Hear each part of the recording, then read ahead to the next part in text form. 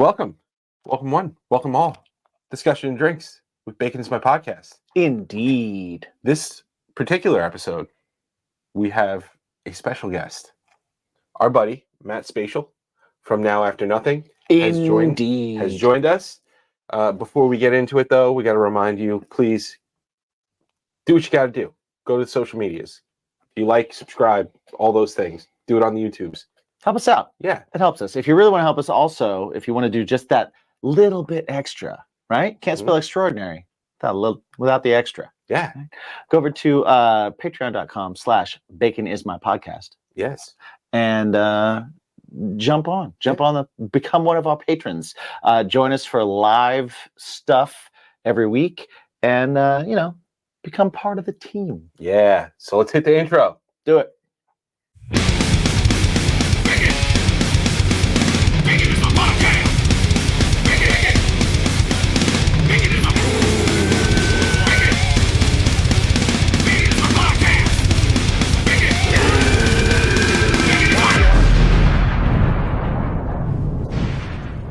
That's right. That's right. Yes. That's a great place to start there. Yeah.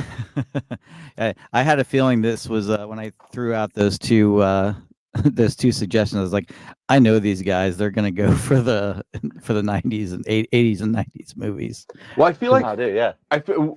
We kind of like I shot it over to him. I was like, all right, so what do you want to do? And he was like, I mean, we could go down a rabbit hole with recording, but like it's gonna be a really niche audience of people. But we could definitely go down a huge rabbit hole with 80s and 90s movies, and yeah, right. And at least some people will know what we're talking about. Oh yeah, the right ones will. Yeah. Exactly. So you want to kick us off? Sure. Welcome everybody. Yes. To Discussions and Drinks.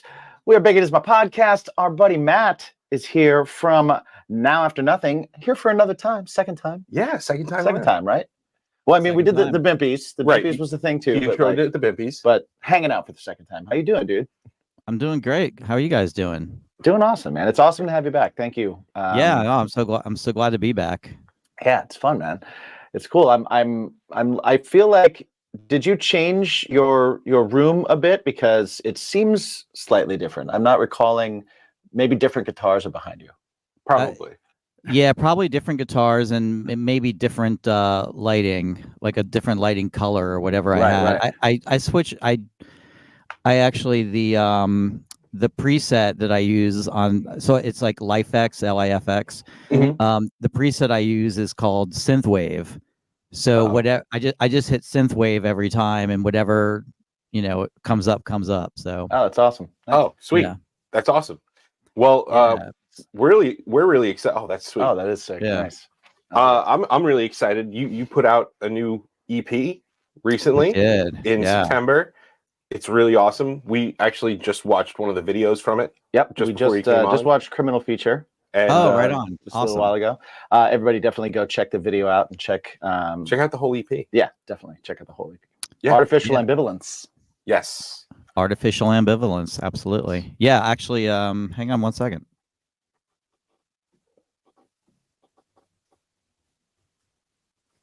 As I disappear and reappear. So, this is the vinyl right here. Oh, nice. Yeah, actually, let me take it out of the plastic. Yeah. Nice. Yeah. Oh, that's awesome. So wait, when did those come in, and are they available for order? They are available for order. Bandcamp, nowafternothing.bandcamp.com. So the official release was September 13th. We had a release show with the band Glass Spells on September 14th. And it's just, this thing was such a long time in the making. Oh, dude, you did clear vinyl. Nice. Yeah, and actually, this is the first time I'm kind of seeing it in this. So it's Coke bottle clear with the black veining in it, or black marbling. Dude, that's so cool. And it looks especially killer with these lights, right? It really does, yeah. Yes. Yeah, for anybody who's curious, if you're listening, go to strangerhoodtv.com, take a look at check that out. It's really awesome. Yeah, it's really awesome. Yeah, thanks guys. Yeah, so it's been a really exciting thing. I mean, I think, the first time I talked to you guys was shortly after the release of the first single. And I think my statement at the time was like, yeah, I'll have an EP out this fall, and ended up coming out the next fall. So it was definitely a labor of love getting this thing done, but I couldn't be happier with it. And you go through all the whole process of, as you guys know, of like recording an album and getting it to where you can kind of send it out into the world and all that. It's a labor of love. It's a labor of like pain, and a labor of all the things. But we when you love what you do, you just keep doing it. So yeah, there's like no choice. No. We talk about that all the time. We talk about how like and recently we've actually been talking about like when you're passionate about something, it's like it's just a thing you have to do. You know, even if you get away from it for a while, you got to come back in, no matter what it is. But it's absolutely. Yeah, sometimes it's like I don't necessarily want to be a musician, but I just have to. I've tried to not be. I am one. I've tried not to be a songwriter. It's not a choice. It sucks when I don't do it. So yeah, and it's crazy. Like when you like, I'm of the same mindset. Like, I mean, and that's how Now After Nothing started. Like, I had to do it again, and you kind of work with people along the way who are not of that same mindset. Yeah. And like we've all been in bands before where there's like every one guy's got their foot out the door, and one guy's whatever, and one guy can't even show up on time. Right. And so it's you deal with all those things, and but people like us who like it's like what we have to do. We keep coming back for more pain and suffering. Exactly. Then we can write about it. Well, right. Exactly. Yeah, exactly.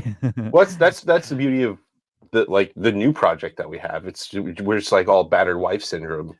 That's true. In a room, and we're all like, very true. Can I do this? You're okay with me doing this? Right. Yeah. Okay. Cool. So yeah, no, it's awesome. I'm super excited for you to. I mean, you're gonna be playing a lot. You're gonna be trying to get out of the Atlanta area at all, or? Yeah, I hope so. We played last Wednesday. Just this past Wednesday. We played in Savannah with an incredible band called Alice, AL1CE. Cool. They are phenomenal. I mean, they're just really, really good at what they do. They have a, I mean, like Now After Nothing, they're certainly like have their dark wave influences and all that, but they, they bring us like a real full show with them. 6 people on stage. They almost have like a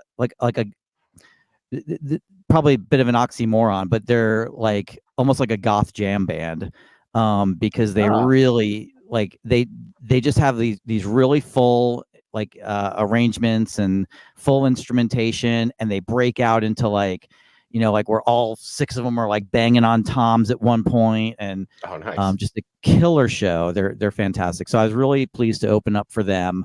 That was just this past Wednesday in Savannah. Headed to Charleston on Saturday to do a show over there with a band called Academy Order, which is a bit more of like an industrial. Yep, we know those guys. Oh, perfect. Right on. Yeah. So we brought them out to New York when doing Stud Count. Yep. Oh, right on. Awesome. Yeah, so I'm excited to play with them. Now, I'll have another in with them. I can talk to them, about you guys. Absolutely. Yeah, so we're doing that in Charleston, and then that's all I have booked right now. But my wheels are always spinning for the next thing. So I'm hoping to do bring some more stuff down to Atlanta. Like I brought in Glass Spells for the CD release show, and there'll be plenty more to come for sure. Nice. How's the response been so far that you've noticed for the EP? It's been really awesome. Nice. I've been really, really pleased with the feedback that I've gotten. It's like we've probably talked about this before. It's one thing like when someone says to you like, oh, hey man, cool, good show or whatever. But when someone goes out of their way to really like come up to you and talk to you and ask you questions, like that's when you can kind of feel like, okay, this is legit. So I felt really great. Everyone's been saying, how much they love the sound of the EP, which I got to give credit to my mix engineer, Carl Glanville, who we talked a little bit about last time, I think. He's a fantastic mix engineer. He did a great job. But beyond the sound of the, people are liking the songs themselves, which, That's which I'll everything, take. Yeah, which I'll take. So, response has been great. That's awesome. Now, I think the big thing now is I just got to get more ears to hear it. Heck yeah. All right. Well, Go listen. if you're listening to this, go listen to that. Yeah. Yeah. Definitely do. Go check it out. Save it. Share it. Share it with your friends. Follow. And follow it and send Matt a message saying, hey, we checked it out. Let them know what you think. Yeah. Yeah. Let them know about how awesome all the textures are. That's the one thing so that we were talking about that before. We were like, it's really like you really do kind of like feel and hear everything. And there's a lot going on, but nothing feels like that doesn't. It's not wall of sound. Yeah. It's not just like this one thing coming at you, which is tough to do when you have a lot of parts, Yeah, absolutely. And that's one of the reasons why it took a lot of time to do the EP. I mean, I really spent the time kind of making sure that parts didn't step on top of each other, and finding the little pockets here and there to put like a synth sound or whatever, taking it out of one spot, moving it to another. Because I mean, I love shoegaze bands with like the big wall of sound, and there's a lot of that in here. But it's really hard to mix all that stuff and have everything heard. So right, definitely. But yeah, I appreciate that, guys. Thank you. Yeah, and I expect to hear more after repeat listenings too, which is also one of my favorite things. Yeah, and you're just like, oh, I just noticed. Anything. It could be just like a percussion instrument that happens to like pop out in a spot that you didn't hear before, and you're like, oh my god, now I can't unhear that, and it's super necessary. Yeah. Well, I always refer to it as ear candy, like when you're the stuff you don't always hear without headphones, but once you hear it with headphones, it's like all the ear candy, and I'm definitely big on ear candy. So us too, man, 100% for sure. Right on.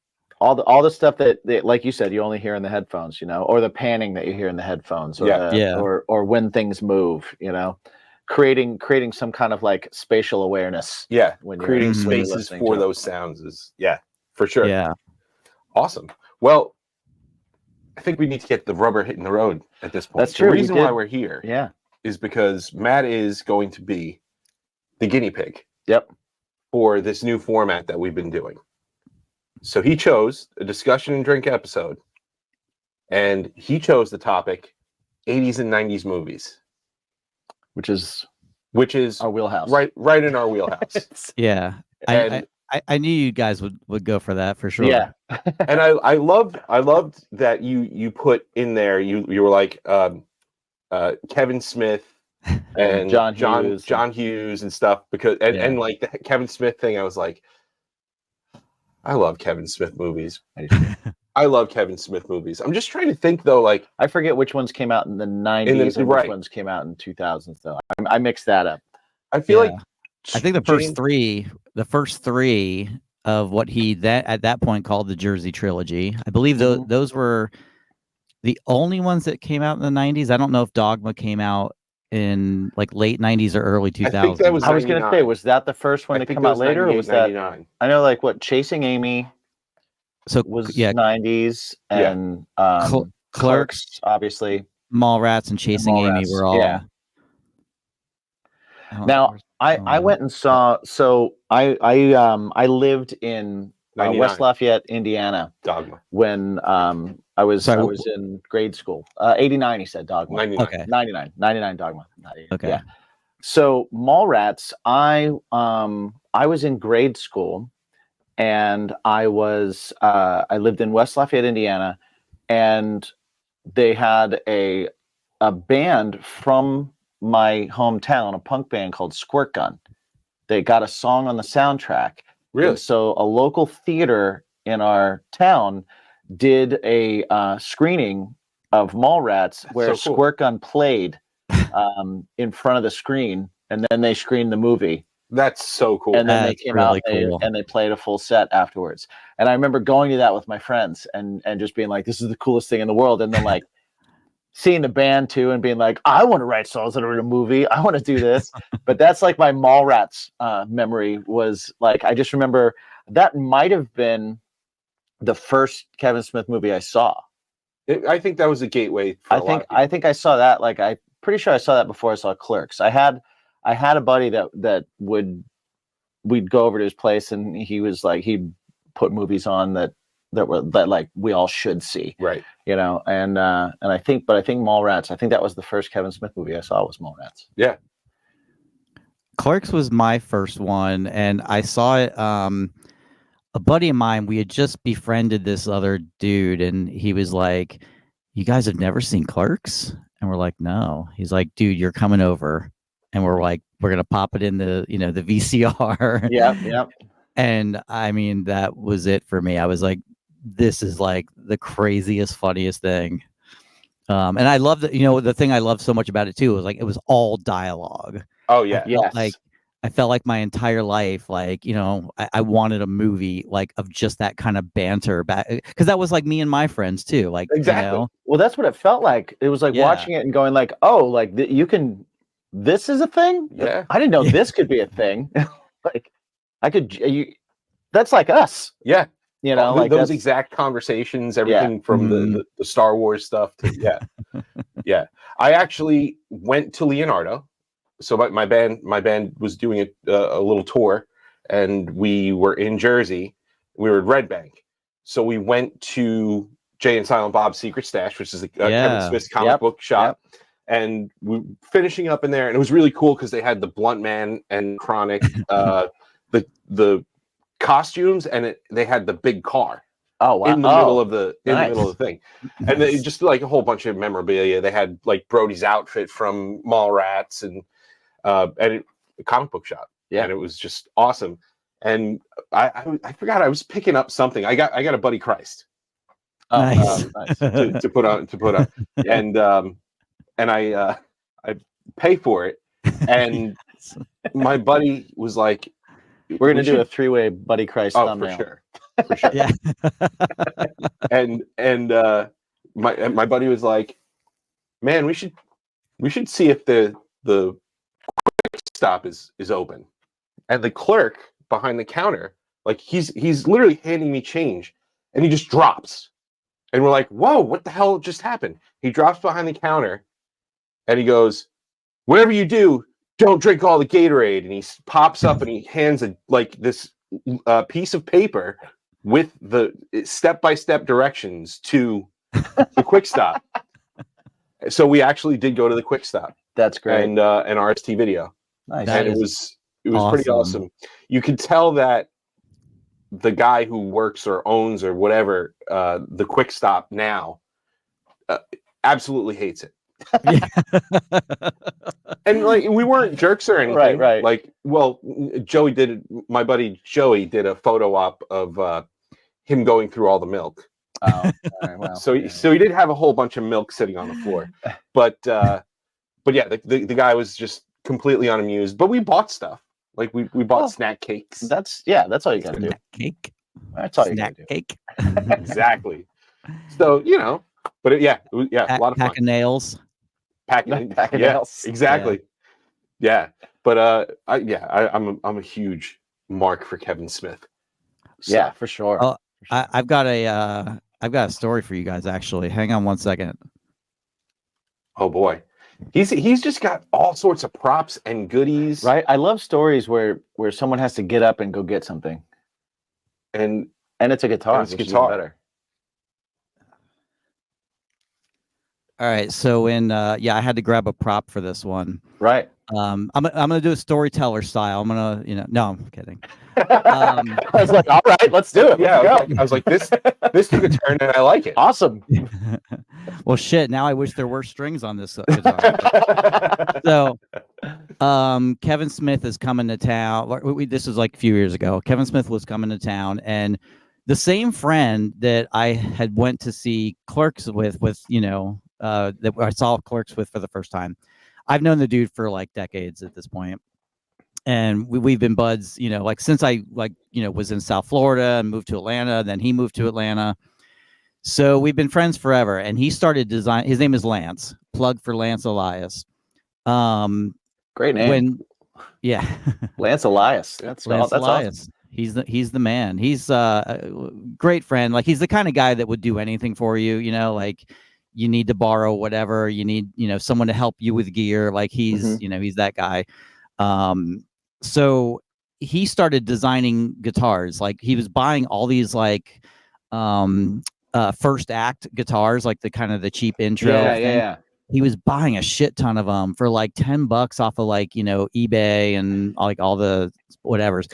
And then he started like painting them all and like all these different kind of, you know, things that he's into. And he's like into the same stuff that we're into, like, you know, like music and movies and stuff. And I was like watching him do it. And I was like, man, I want to do a guitar. Like, can I do one of your guitars for you? He's like, yeah, of course. He's like, well, you know, what do you want to do? I was like, I don't know, like probably like some movie or something that like, you know, we both been into. So he goes, hey, do me a Clerks guitar. I was like, oh, I'd love to. So I went home and I designed like this Clerks guitar, you know, put everything together to make it happen. And this is actually the Clerks guitar. Let me see if I can. So Clerks on the headstock there. Oh, nice. The 37 on the headstock there. Dude. In a row? Sorry, not in the headstock, on the plate there. Guard. Yeah. The entire thing is dialogue. Like I was gonna say. that. Yeah. Oh, that's dude, so awesome. that is awesome. So I finished, and on the back too. Oh, that's so cool. How did you do that? So it's actually so I there's no way I could like stencil all this or handwrite. Right. Sure. Yeah. I hope not. I hope that's what you did. So I put it on a decal. You know, like I in Photoshop went in, I created the layout and everything, created a decal, and then attached it to like this guitar.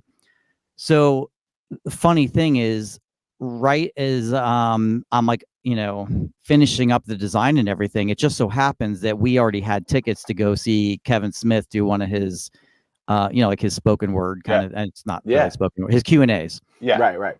And as I'm like, you know, putting this guitar back together, and I'm like, and Lance is like, yeah, man, I'm gonna get Kevin Smith to sign it and everything.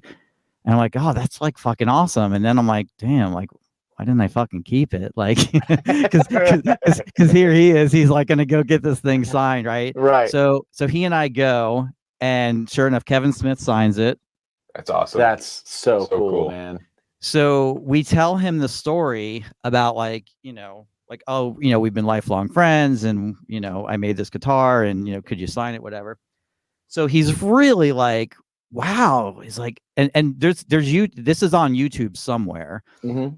He's like, is this like all dialogue? And you know, I'm telling him like this, you know, he's like, man, this is like incredible. And then he's like joking, he's like, and this is for me. You know, like just being Kevin Smith and just being real cheeky about it. And you know, so he was like, you know, yeah, you know, I'll sign it for you guys, whatever. And then he was talking about, he's like, oh, it's, you know, it's like so really cool, like when your art inspires someone else's art, and you know, this and that. So fast forward again, another like however many years, like 3 years, and to like this is like last year maybe. And again, Kevin Smith is coming through Atlanta. They were doing the screening for oh crap, what was the last one that just was it Reboot? Yeah, I think so. Yeah, I think so. It was one of the screenings for like they're starting to blend together a little bit. Right. Yeah. Maybe it was Clerks 3, but so and at this point, Lance had already made his own like quick stop guitar, and I'm like, you know what? I'm gonna make Kevin Smith a Clerks guitar. Because you know, like he was commenting on it, like you know, like how like he wanted this guitar, and you know, he's like, well, who would love it better than me? You know, like yeah, he definitely kind of wanted it. Oh, for sure. Oh yeah, right. He definitely was dropping hints. Yeah. So I'm like, I'm gonna fucking make him his own Clerks guitar. You know, so I'm all excited about it, and I'm like, you know, I made the whole thing, and then like Lance, he brings his quick stop guitar because he's going to get that signed, and and he was nice enough to then give me the original Clerks guitar so that we could each have one. Nice.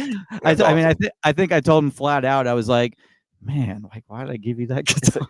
Hey man, give that back. Yeah, right. So again, we're like first in line and whatever.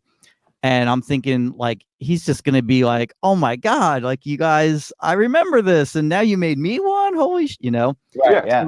So we get up there and he says something about like, oh, and this is two of you together. Cause we were in line together. He's like, oh, I don't know if I've ever been double teamed before, and I said, well, you've been double teamed by us before, so I'm trying to like hang with him. Right. Yeah. So next thing I know, I show him the guitar. He's like, wow, what's that? And I was like, oh, it's a Clerks guitar. Like we made one, and you commented how much you liked it. He's like, I did. Like, I get high a lot.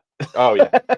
Like had zero recollection of it at all. Oh my That's God. amazing. And I'm like, yeah, like we made this for you, and, but it was really funny. He was super cool and appreciative, but it was just so funny. He didn't like remember it in the slightest. That's so funny.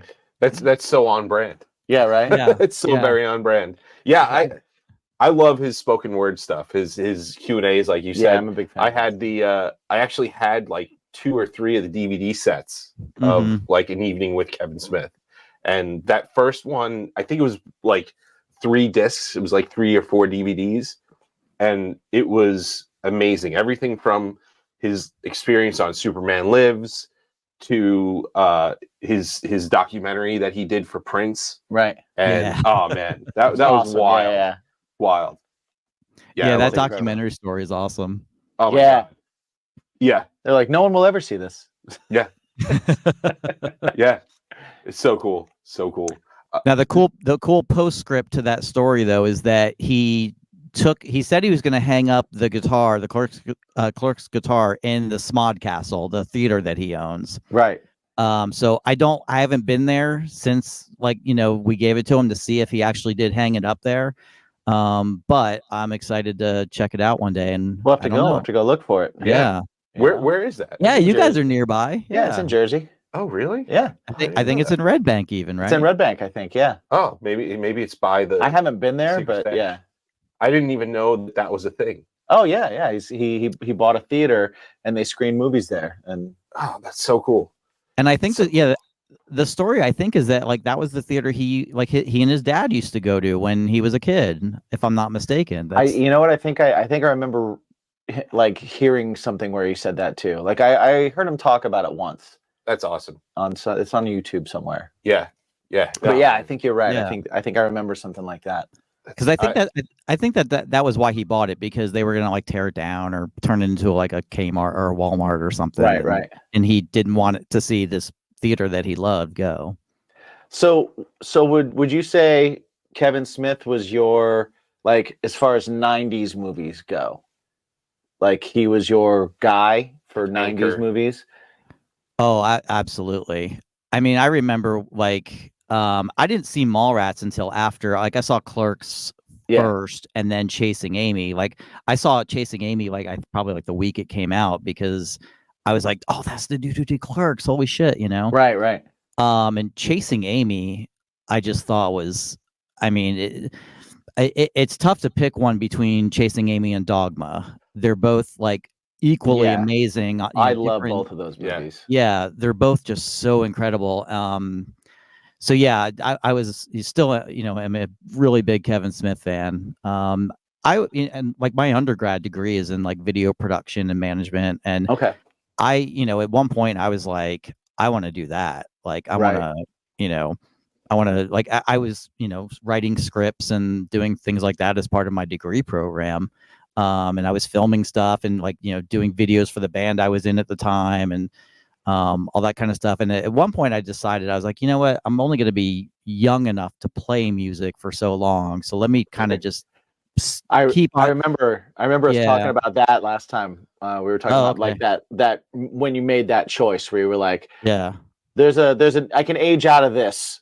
I can't age out of this.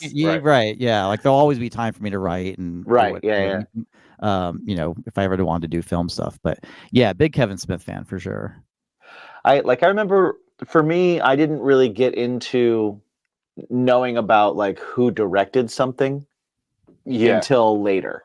So like I saw Mallrats and I was a fan of Mallrats, right? And I saw Chasing Amy and I thought it was great. I wasn't like, oh, this is the same director and I need to, you know, and it was like the same thing. Like the other person we brought up was like John Hughes movies. And it was like, I loved The Breakfast Club and I loved like 16 Candles and Ferris Bueller and like all those, but I didn't necessarily connect them to like, oh, this one guy is doing all this brilliant work until like I took a film lit class in high school and we started getting into stuff like that, but it was all stuff from like the 50s era of film. And so it wasn't even connecting it then, but like I started kind of like, oh, so like directors have a voice and there's a okay, they're like a band themselves. Yeah. You know, where like they have a certain kind of way of telling stories, and even if the movies are very different from each other, there's like this thread of the way the story unfolds and everything. But I didn't really absorb that until kind of like later on. So I wasn't like, oh, this is my director. It was more like, oh, I love these movies. And then later going like, oh, those are all the same guy. Yeah. Okay. I like his style. I think I probably had the exact same experience. I remember like, you know, seeing all the John Hughes movies when I was like, you know, really young. Yeah. Or probably like on cable and shit like that. Yeah. And not really piecing it together that it was, you know, I just like you could piece them together because the actors, like, you know, in the case of a lot of the John Hughes stuff, you know, like that was kind of a connecting thread. But I didn't piece it together from the writer director stamp, just like, you know, like you said, until I was a little bit older and then realized like, you know, that's like where the magic, you know, not taking away anything from the actors, of course, but the real like crux of the whole thing comes from the writer of the story. And 100%. In this case, like the writer director in the case of both John Hughes and Kevin Smith. What's up, guys? Are you a fan of Bacon Is My Podcast and you're like, where can I find more stuff? Well, we've got the site for you at baconismypodcast.com. That's where you can find literally everything. It's the portal to his stuff, my stuff, and our stuff, including Bacon's My Fashion. You can find t-shirts, you can find hats, you can find all kinds of stuff to put on your body parts. You can also check out all of our awesome sponsors, get discounts. We always have the most recent and the best prices for you.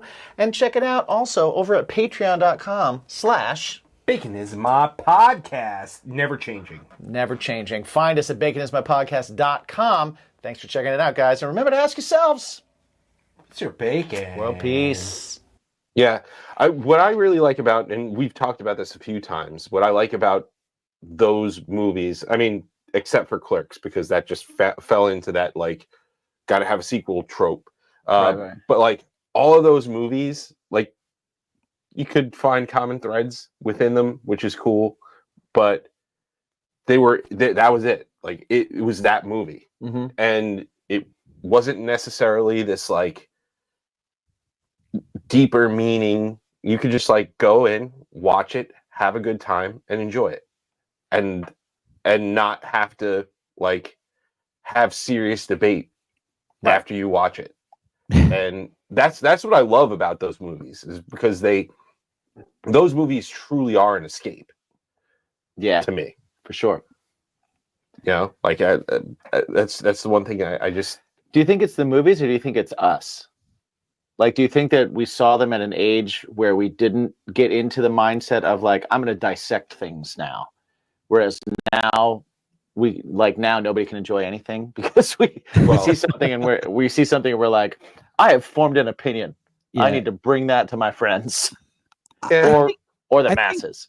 I think both can be true. Yeah. I mean, I think you're dead on. Like, being the age, that, like, being a teen, or I mean, I wasn't quite a teen when the John Hughes movies came out, but being a younger kid and, seeing these young characters that were not that much older, I think that played a huge role in, like, our generation's appreciation for those movies. Sure. Like, you can relate to the characters in a way that if like you were 35 watching, Anthony Michael Hall, like, dance around Molly Ringwald and, try to hit on her, whatever.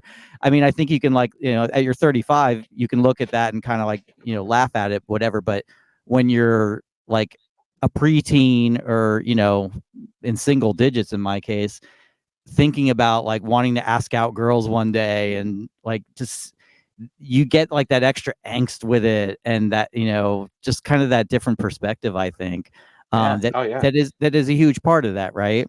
But where it can also be true is, like, they're relatable for everyone in some sense. That's why, I mean, that's why we're here talking about those films, right? Sure. Right. Because they've just made such a huge cultural impact. I showed my son Ferris Bueller's Day Off, and he, like, freaked out and thinks it's, like, the best movie in the world. I'm like, me too. Yeah. I'm They like, really I do know. last too. Oh, They yeah. really Yeah. do last. You know what I mean? Yeah. But you're right. They did, like, if you think about it, like, if I had to, like,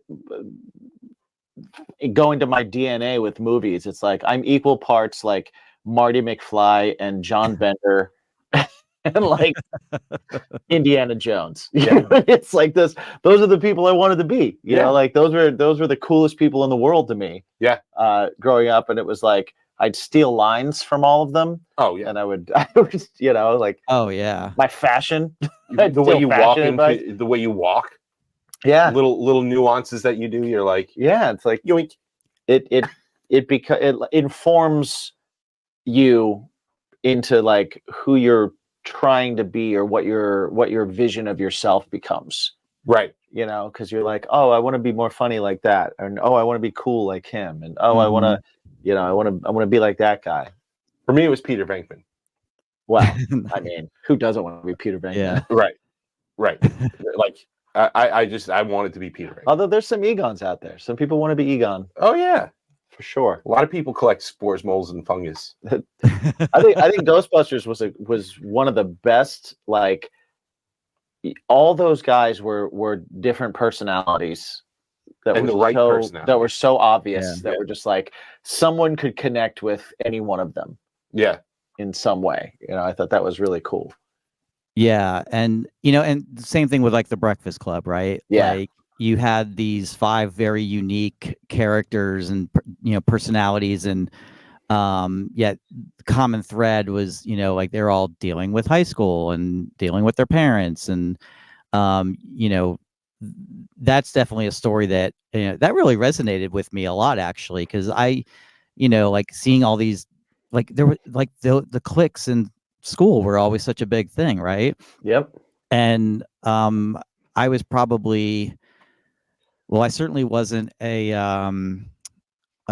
shit, what was Emilio Estevez's character name? How am I blanking on this? Oh, Sporto. Yeah. Yeah, whatever.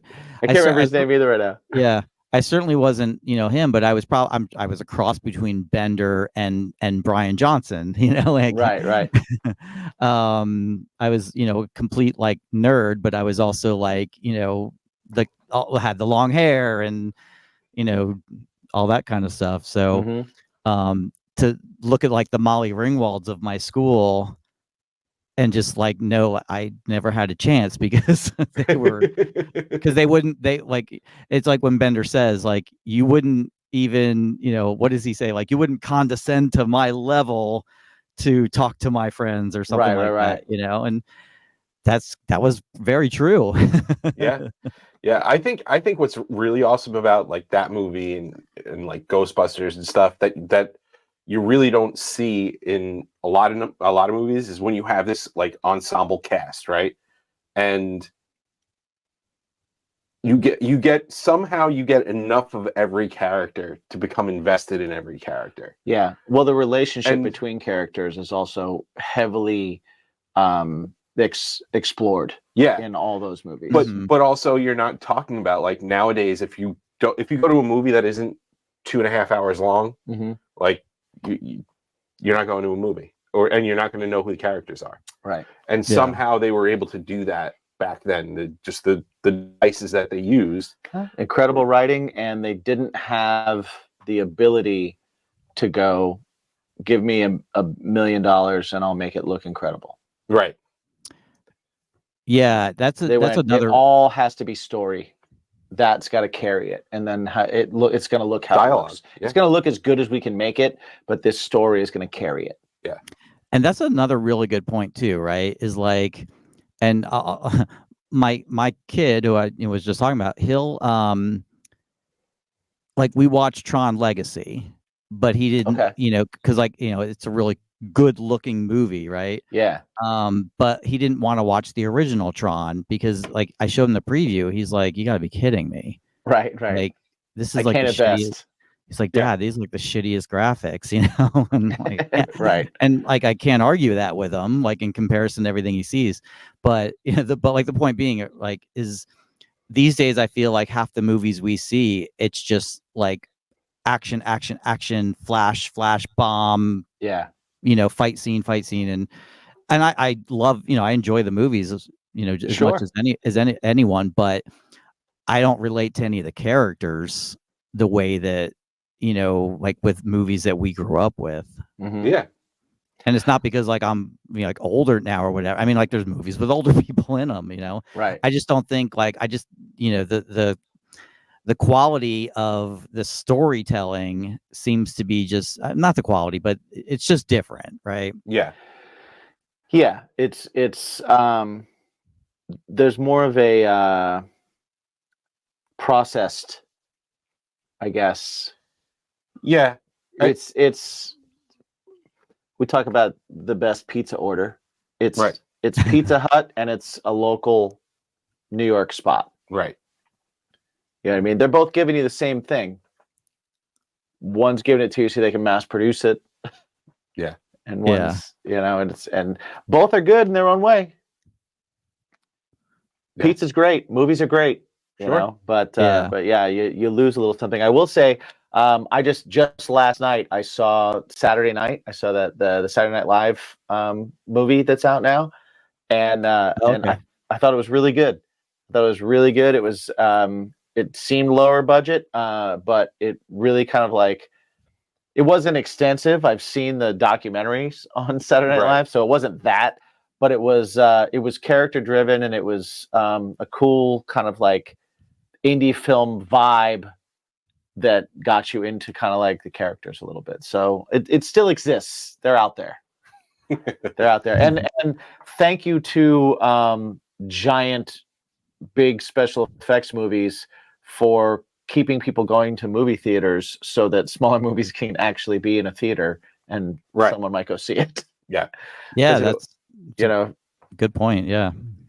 Yeah, I didn't think about that. If it wasn't for those big ones bringing in all that money, then they wouldn't even put the smaller ones on. Yeah. Yep. Yeah. You're right. They go straight to not even Netflix, like straight to Amazon or so many things. Yeah. Freevee. Yeah. Pluto. Yeah, like Freevee and Tubi and all the things like where you can't even find anything because it's just, Yeah. I deleted Pluto yesterday because, and I'll bring it into a 90s movie. So one of my favorite 90s movies of all time that I watch every year around Halloween. Usually I watch it the night before Halloween, Devil's Night. But I watched it earlier because my girlfriend Annie has never seen it, The Crow. And the only place it was streaming was on Pluto.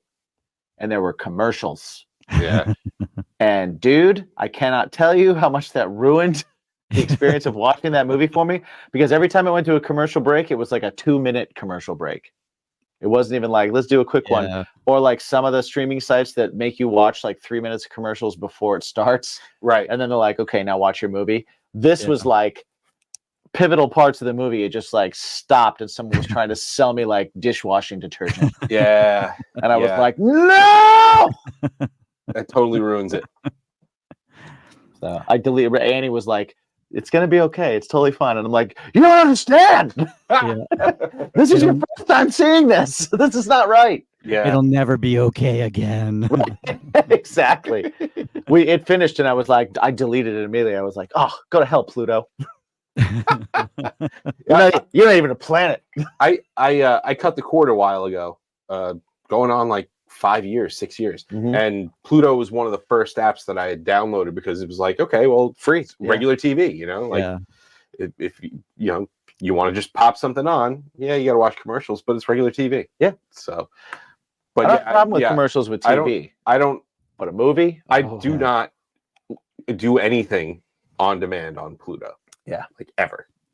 It's just bad. Yeah, it was a mistake all around. Well, sorry, go ahead. No, I was just gonna say, but yeah, The Crow is one of my. If we're jumping into '90s movies too, that's like one of my all-time. It's essential.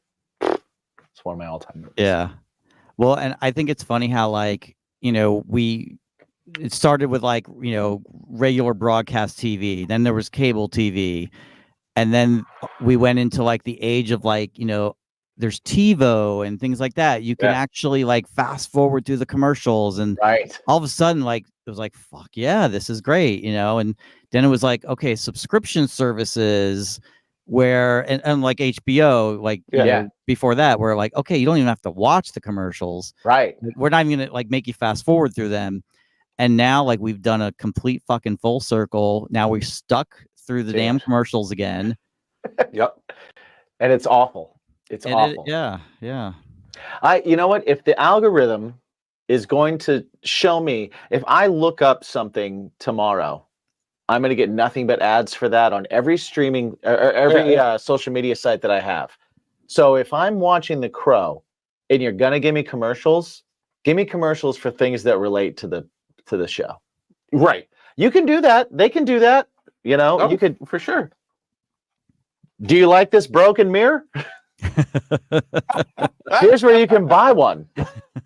You might get me. You like these? Doc Martin. Right. When he grabs the guitar, give me a Fender ad. Like something like that. Give me something that relates to it. Don't give me don't take me don't give me ads during my movies. Screw you.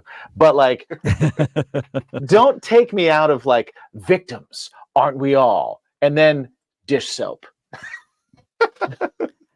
Yeah. Cascade. Yeah. Like, no, come on, no. Now, Matt, I want to ask you this. Yeah. Because I definitely have those movies that if it's on TV, no matter what, like I'm gonna watch it. If it's on TNT or TBS or whatever it is. My main three, Ghostbusters too, but I would rather just watch that all the way through without commercials.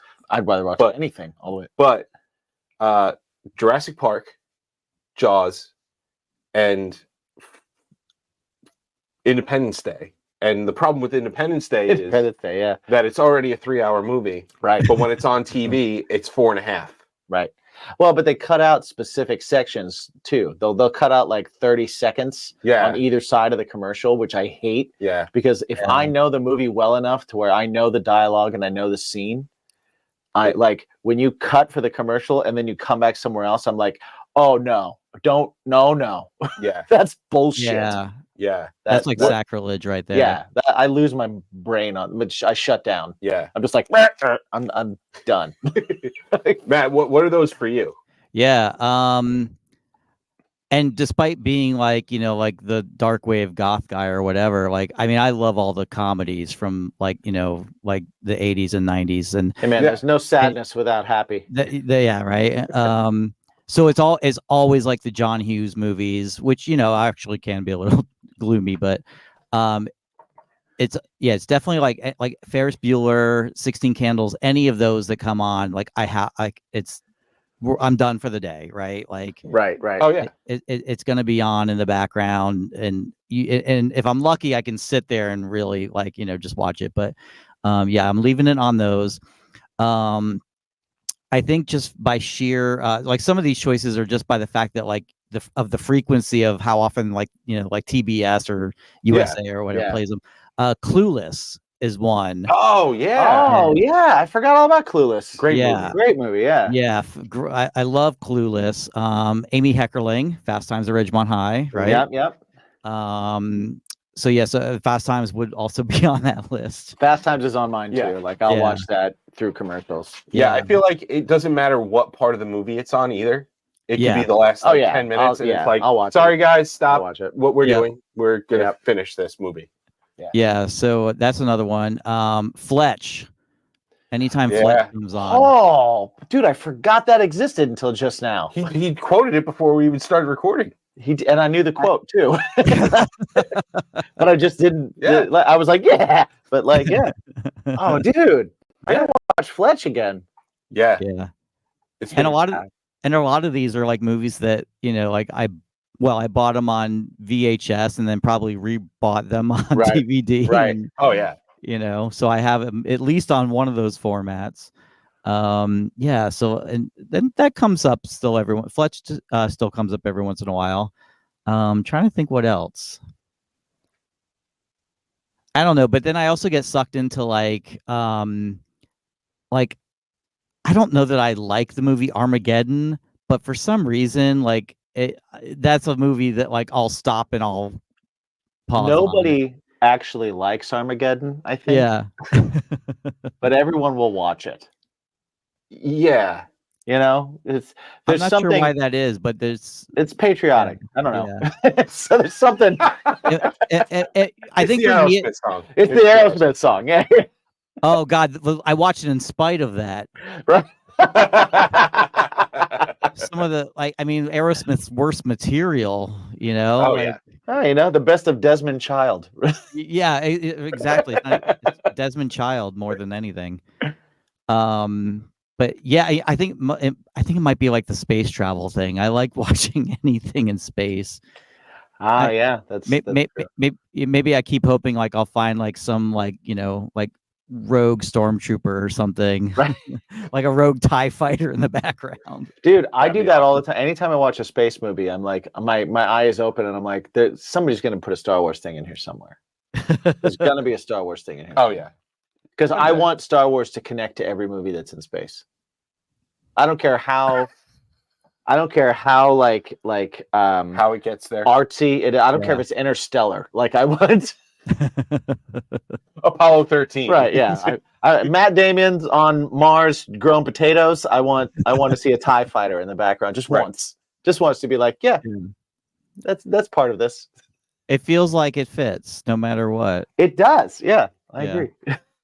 I'd be down for that. Right? I really love it. It would have made that movie better, I think. Yeah. It was good, but it would have been better. It would have been better, yeah, for sure. Well, let me ask you guys. Sure.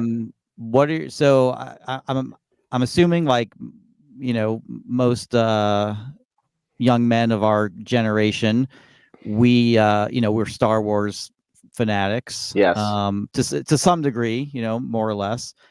What did you guys think of the sequel trilogy? Trash. Yeah, I got it. So there's a part of me that just loves that they got made. Yeah. Right.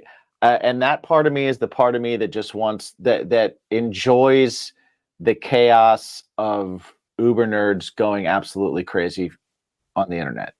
I love that. I love watching people just lose their minds over like, I can't believe it. That's all that stuff. But I will say like the first one, I was so excited. I like characters from those movies. Same. And I really wish that that there were slight tweaks to each one that would have made them great for me. Okay. But I didn't like how much they relied on nostalgia, because I think the first three are perfect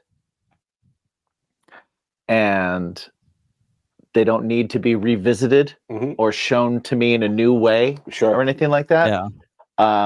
So I'm one of those people that I'm like, give me anything other than more Skywalker, please. Give me a, I don't care. Show me the story of someone else. Show me the story of somebody that mopped the floors on the Death Star and figured out that they had the Force and like went off on a journey of their own. Like I want to see all that stuff. So I'm happy they were made because they were made, all this other stuff was made. And I love aspects of Ahsoka and I love aspects of The Mandalorian and I love aspects of Obi-Wan. Yeah. And those things wouldn't have happened had it not been for those three. But the Star Wars nerd in me was just kind of like, meh. Yeah, I agree. What's your take? Oh no, yeah, no. I'm so of the three of us, I'm by far probably the least into Star Wars, which I do like Star Wars, but I'm not like fanatical about it. The original three, I actually made my family watch it because I was like, you have to watch this, Dude, Empire's in my top 10 of you movies have to watch of these all movies. time. These are Empire's in important my top movies 10. to watch. I did not subject them to the prequels. Right. They haven't. I'm gonna okay. Come at me, everyone online. They haven't aged as badly as they could have. Okay. There are again. I like characters. Okay. And certain plot points. Okay. I think you could take all three of the prequels and you could make one killer movie out of it. Okay. Yeah, probably. The prequels are like the use your illusion of movies. Where you're like, you listen to it and you're like, this is a lot. Yeah. And you're like, a lot of this is awful. A lot of this is filler. Right. And then you're like, you know what? If I go here, here, here, here, and here, and make one thing, that's a killer record. Yeah. Well, and I guess that makes the sequels the Chinese democracy of. Dude, it definitely does. Yeah. I didn't realize how much Wow Star Wars and Guns N' Roses have in common. Here we are. There you go. Yeah, the sequels, like it's whatever. J.J. Abrams is okay at best. Okay. I liked like his Star Trek movie, the first one, was pretty good. Right. But then once you're like, okay, well, just like everything else, well, it's a trilogy. You gotta have a trilogy set up, and it's like, man, sure, you're just trying to. We gotta make a franchise. Stone. And like you said, I'm glad that other stuff came out and additional lore and like new things, and I'm all for that. I'm like, if people are gonna watch it and they're gonna love it, you know what? Who am I to say how shitty it is? Yeah. Well, you're you. You can say how shitty it is. Oh no, I think it's shitty. But, okay, but there we go. Also, it created a whole new generation of people who appreciate it. And it's more things that people can dive into and chew on and stuff like that. So I also think it's an age thing. I really do. Like I think that because of the age we were when we saw the original three, or at least I'll only speak for myself, but I think because of the age I was when I saw the original three, they had such a big impact on me. Yeah. That I hold them on I put them on a pedestal. That I only realized when I watched those with someone that had never seen them. Yeah. And they were like, it's all right. And I'm like, it's what? It's all right. Right. But someone seeing the first ones from with the eyes of someone in their 20s and 30s might look at the new ones coming out and like them better. Okay. They might be able to do that. I don't understand why. I think there's some of the story, when you can follow it, there were some good ideas there. Right. That didn't get to be fleshed out, or that got swallowed up by some bad ideas there. Yeah, exactly. That went to the cutting room floor. So some of the good ideas got Morbius'd. Yeah, I think maybe like maybe there was too much studio involvement, because they were like, again, you a lot of sequels, regardless of what movie it is, it can be a comedy. It could be you got like Super Troopers too, and everything is basically when you don't have anything else to do, or like you look at the Hangover movies, and it's literally just a rehash of the last one, right? And it doesn't change the story or bring you in a different direction. It's just literally different ways like, of hitting the same joke. Yeah. Doesn't move the characters or the story forward at all. Right. Yeah. And they just kind of put new characters in old characters' places. Right. Basically. It was all the same story, but it's just, so I just wonder if what did you familiarity. Think? What did you think, Matt?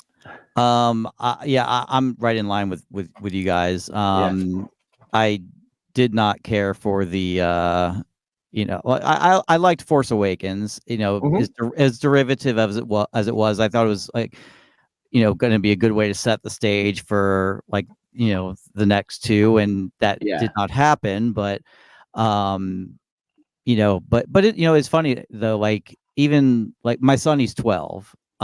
So we've, I introduced him to the first three, and then we went back and watched the prequels, and then we watched the sequels after that.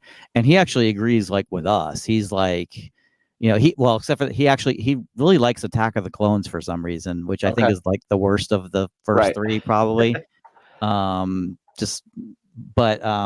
likes that one, but he agrees that like The Last Jedi and Rise of Skywalker were like crap, but yeah, where I, like, and like you were saying before too, it's like the nice thing is that, it did create a few more storylines that could be picked up on. And I think Rogue One was fantastic. Dude, awesome. And and like, I mean, like Rogue One, God, if all of them had been as good as Rogue One, but again, it's like you're also saying, it's like once the commoditization of the art occurs, it's like it's all over, like, and that's what Disney, I mean, that's what any company does these days, when they get their hands on something. Like, they're not doing it because they're George Lucas, trying to like write this crazy ass thing he's, dreamed of, and he wants, he's an artist and wants to make it happen.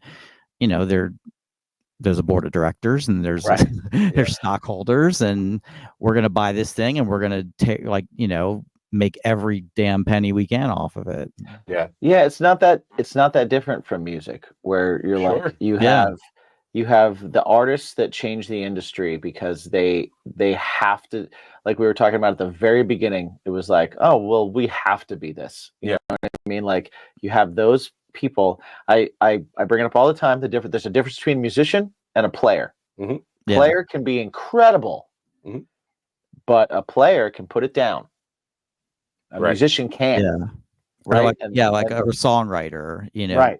Yeah. So I think you have the people that have to get a story out, and they have to make this, and they'll make it whether they have $100 million budget or $0 budget. They're going to make it anyway. It's going to happen. Right. And then after that, they got it out. Right. And it's like someone either throws a bunch of money at them to make another one, but it's not a passion project anymore. Right. They're on to the next thing because they exercise that particular demon. They got it out. Yeah. And it's either that, or they buy an IP and they try and get a bunch of people to sit down in a room, and they get like 10 people to try and figure out why this one thing worked. And you get 10 different ideas of why something worked, and then they try and manufacture why it worked. Yeah. And it's like, it didn't work because it was manufactured. It worked because it was real, and people could tell that it was real and that it mattered. Yeah. And I think that's a big difference that happens. Yeah. Well, and to bring that full circle, like, that's Kevin Smith, right? Yes. Like he really, like, everything does feel like a passion project. And like Chasing Amy, like, I think he was originally given like a much larger budget, but they wanted to have their, like, the studio wanted to have their stars. Mhm. Like who did he say? Like David Schwimmer as, in Ben Affleck's role, and Yeah. which there's some irony for you. Like they wanted Right. to put David Schwimmer in a role that Ben Affleck had, but That would have been awful. Yeah. yeah, like people, I forget who, like, they wanted for Banky and who they wanted for Joey Lauren Adams' character, but Right. but yeah, like he said, no, I'll make it for a lot less and do it the way I want to do it with the stars I want to do it with. And you got to give the dude props for that, for sure. 100%. Yeah. Yeah. Hey, you know what? Jason Lee. That's all I gotta say. Jason Lee. Jason Lee. Yeah. He's great. Dude, he makes everything he's in. Yeah. Totally. Oh, for sure. He makes everything he's in. Except for the Chipmunks movies. Okay. Yeah. Fair enough. Fair enough. Good point. But everything else. Yeah. Oh man, he was great. He makes everything he's seen in. Dogma. The Dogma. He makes everything he's seen in. Real quick, going back to Clerks. Yeah. Do you know what the original ending was supposed to be? I'm trying to think. I read it once, but yes and no, but I can't think of it right now. I've seen I've seen the footage. I don't remember where I'd seen it, but so the original ending, Dante was supposed to get shot at the end of the day. And then that was That's it. right. That's right. Yeah. Fade to black. Yep. Yep. Yeah. That's right. Crazy. I think it's might have been on the Clerks what's it? The like the 10-year anniversary or 15-year anniversary like box set or something that I had seen it and just had the heard the whole thing. It was like, I don't remember why they changed it though. I think he was just kind of like, that's just a complete bummer.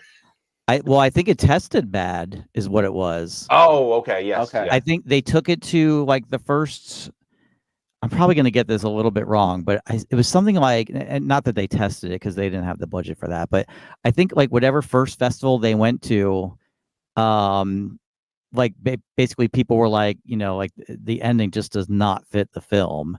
Right. So he recut it, before taking it to the next thing or whatever it was. Yeah. Now, have you guys seen the Clerks cartoon show? Yes.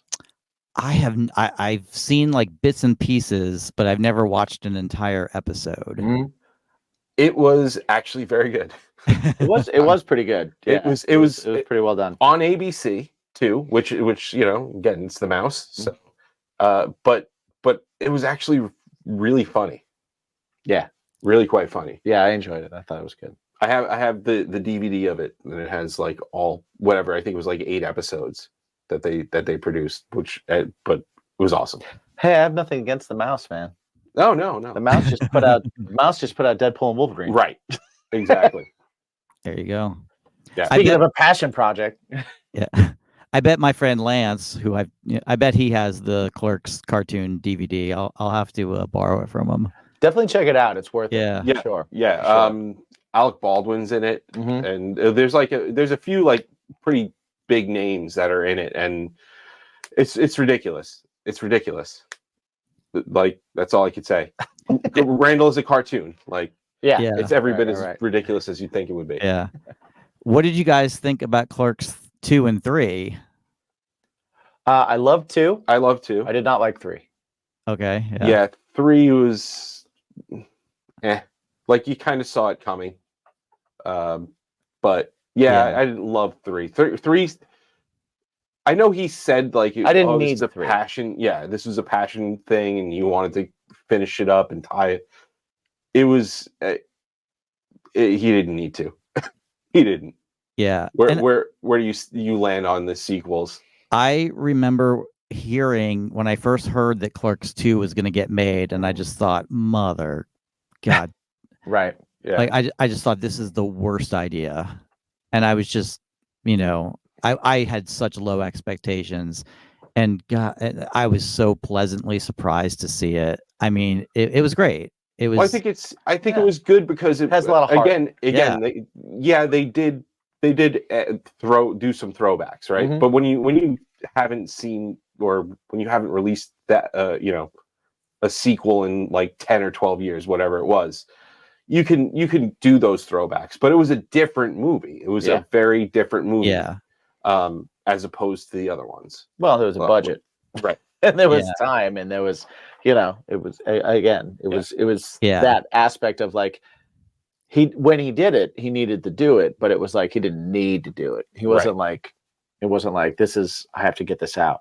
Yeah, and he definitely he really did such a great job of like making the different movie, but also so much of the comedy was very much true to the original. Like it just fit right in. The characters didn't feel forced in any way. I mean, like you could legit see, Randall like setting up the donkey show. Right. And I love that. And, again, true to Kevin Smith, I love that, that was a reference to Bachelor Party, like all that stuff. So I thought 2 was really awesome. And it was nice to see those characters again, and that's how I felt about 3. It was nice to see the characters again and kind of, like you grow to love characters, and you want to know how they're doing. I do. If you guys I get it. 100%. Yeah. So it was nice to see them again, and sad to see, hope no spoiler alert here, like what happened to Dante, but yeah, it just didn't hit the same mark as Clerks 2 did. But it was worth watching. I think I'm glad I watched it. Yeah. But I had once I finished watching it, I had no desire to watch it again. Yeah. I was like, all right, cool. Clerks 2, I was like, oh man, I'm gonna watch that again because I'm gonna catch some other stuff. Excuse me. I feel like Randall's story arc, where it's like you have to mature, just didn't resonate with me. I think that was one of the biggest things for me. All right. Well, and just to kind of play devil's advocate, I mean, I think in some good way, it kind of showed that Randall had to mature, like whether he liked it or not, life was going to continue.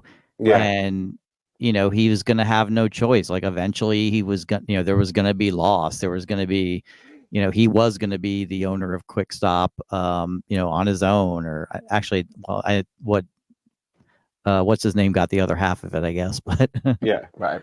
But so that was kind of interesting, I guess, but yeah, I agree though. There was something that did felt a little too forced about it, but like Clerks 2, like I did get the DVD and I've watched it, multiple times. Exactly. It was like this. Okay, this is a rewatcher. Pillow pants. Oh my god.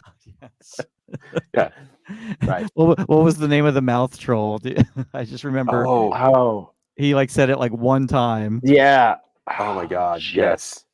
The mouth troll. Oh, it's gonna drive me crazy now. I'm gonna have to text you guys at 3 a.m. when I remember. Put it in the comments, everyone. Yeah. Who's the mouth troll? Yeah, that was so good. That's so funny. So funny. I feel like we haven't even hit the tip of the iceberg here. No, we have to do this again because we didn't even talk about I think one of the most influential movies of the 90s was The Matrix. Yeah. We didn't even talk about that. Yeah. And I think we have we didn't get into Terminator 2. Sure. We didn't get into if we're just talking about some of the action stuff. And you even brought up the SNL stuff. You went to see the SNL movie. Think of all the SNL offshoot movies that's completely. Yep. Those are great 90s movies. Yeah. And the 90s had a great resurgence in teen movies, you know, like we were talking about Clueless and Can't Hardly Wait. Oh man! That may have been 2000s. I don't remember now. I was gonna say that might have been 2000. Was How to Lose a Guy in 10 Days? Was that 2000s? 2000s. There was probably in those too. And did you guys they do all the spoof movies, Not Another Horror Movie, not another, but the first one was Not Another Teen Movie. Yes, right. And a bunch of movies with Jamie Presley. Yes. Yeah. But I remember watching Not Another Teen Movie, it had to have come out in the 2000s. I remember I was an adult and working and whatever, and just thinking, this is hilarious. Yeah, this is the perfect balance of spoof with a legit, funny movie. You Can't Hardly Wait, 1998. Oh, Okay, nice. nice. Big Lebowski was 1998 too. Oh Yeah. yeah. I You had to definitely- find that. I was like, is Lebowski 2000s or is No. it because Anchorman was 2000s? Yes. But Lebowski was still in the 90s. Yeah. I mean, we could do an entire show on the Big Lebowski. I'm Yes. ready for it. Yes. We'll drink Yeah. Caucasians and Yeah. I'm serious. I'll do part 2 with you guys. let's do We it. should do it. Let's do We it. should Yeah, definitely do it. 100%. Let's definitely figure it out. For Yeah. sure. Matt, before we head out though, let everybody know He's got a record out. Yeah. Let everybody know what you do. What do you say you do here? Yeah, I am Matt Spatial. I have a band called Now After Nothing. We are, from our conversation today, you would not know that we are a gothy dark wave band. and I laugh a lot, but yeah. So again, Artificial Ambivalence is the vinyl that we just put out, and it's on all the streaming services too. I'm the bass player and the primary songwriter, and kind of do all the other behind the scenes stuff. And actually, I want to plug something real quick too. Yeah. So my family's really involved in an organization here in Atlanta called Lifeline Animal Project, and they run like 2 of the biggest Atlanta county shelters, or rather, like there's 2 big counties in Atlanta, Fulton and DeKalb County. They have contracts with them, and they run the county shelters for them and all the animal control stuff in the area. So we're big supporters of that organization, and I just released, or a little while ago, did a special Now After Nothing T-shirt and sticker line that went with it, which I'm going to show you now. Oh, nice. So Nice. so Meow After Nothing. the Meow After Nothing T-shirt and sticker, where proceeds, portion of the proceeds go to support Lifeline Animal Project. I know I started to say what the mission was, but I think I got sidetracked. I'm horrible Go for at it. that. Yeah. But their mission is to make, to basically to end shelter euthanasia, for any healthy pet that can be saved. So yeah, it's a great organization here. And they do a lot of work, not just, all of their work is specific to Atlanta, but they are part of like this broader network of information sharing with all these other great organizations around the country that are basically doing the same thing in their towns and stuff like that. So anyone who wants to support, Lifeline Animal Project, you can go to lifelineanimal.org, or you can get a Meow After Nothing T-shirt at they're much bigger than the sticker, I assure you. At also at nowafternothing.bandcamp.com. Nice. Awesome. That's very cool. Go there. Yeah, absolutely. And support a great cause, and listen to our buddy Matt here, because that's also a great cause. Absolutely. For sure.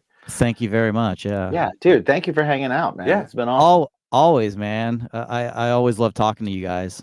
We'll definitely do a part We'll definitely two. do a part 2. Maybe we'll do a Lebowski, and then we'll do another part 3. Yeah. With all the other things. The other things that we the other things that we're all going to remember like tomorrow, like, oh fuck, we forgot to talk about the rise of Adam Sandler. Oh my God. Yeah. Yeah. Well, and how every other Adam Sandler movie is good. Yeah, Yeah. exactly. The Adam Sandler phenomenon. For sure. Yeah. Awesome. Well, guys, thank you for joining us. Matt, thank you for hanging out. And always remember to ask yourself, there's one super important question that you need to ask yourself. Yeah. The question is, what is it? Matt, do you remember what the important question is? I do. What is your bacon?